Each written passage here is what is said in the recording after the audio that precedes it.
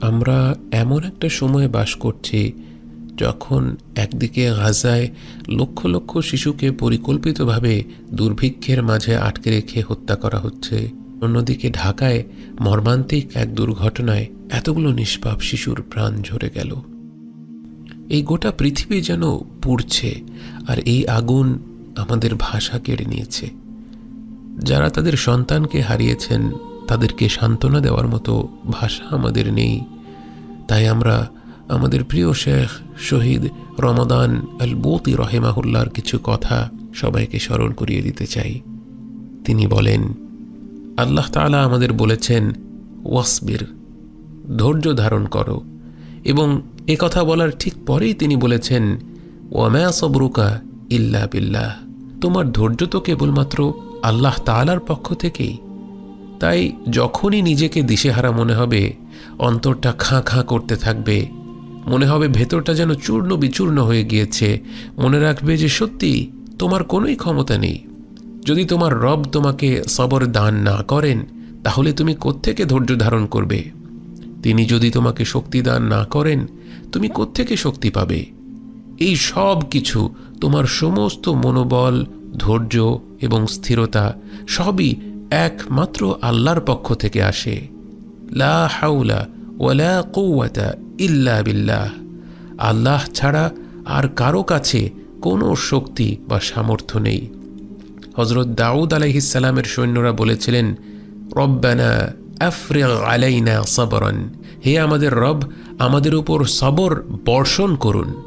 যেন সবর একটি রিজিক, আকাশ থেকে নেমে আসা এক দৌতিক প্রেরণা।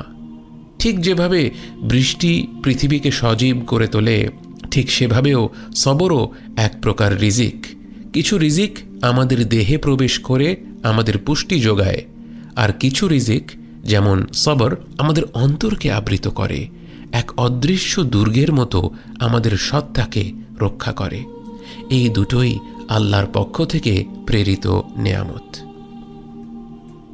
আজ আমরা অসহায় হয়ে ক্ষত বিক্ষত হৃদয় নিয়ে বিনীতভাবে আল্লাহ রব্বুল আলামিনের কাছে আত্মসমর্পণ করে বলি, রব্বানা আফরিগ আলাইনা সাবরান ওয়া সাব্বিত আকদামানা ওয়ানসুরনা আলাল কওমিল কাফিরিন। হে আমাদের রব, আমাদের উপর ধৈর্য ঢেলে দিন, আমাদের পদক্ষেপ দৃঢ় করুন এবং কাফির সম্প্রদায়ের বিরুদ্ধে আমাদেরকে বিজয় দান করুন।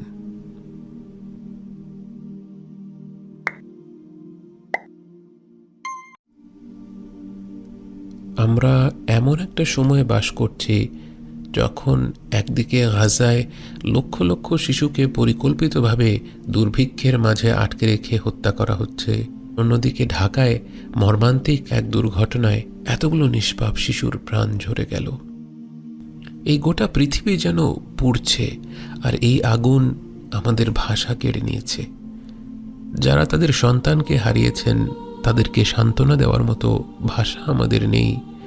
তাই আমরা আমাদের প্রিয় শেখ শহীদ রমাদান আল বৌতি রহেমাহুল্লাহর কিছু কথা সবাইকে স্মরণ করিয়ে দিতে চাই।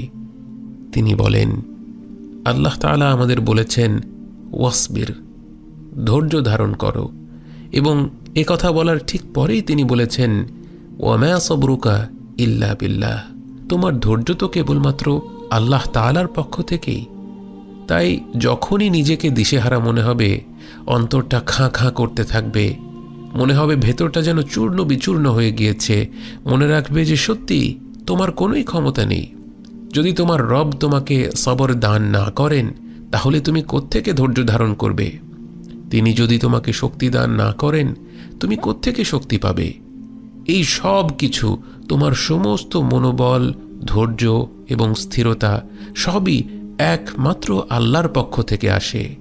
লা হাওলা ওয়ালা কুওয়াতা ইল্লা বিল্লাহ। আল্লাহ ছাড়া আর কারো কাছে কোনো শক্তি বা সামর্থ্য নেই।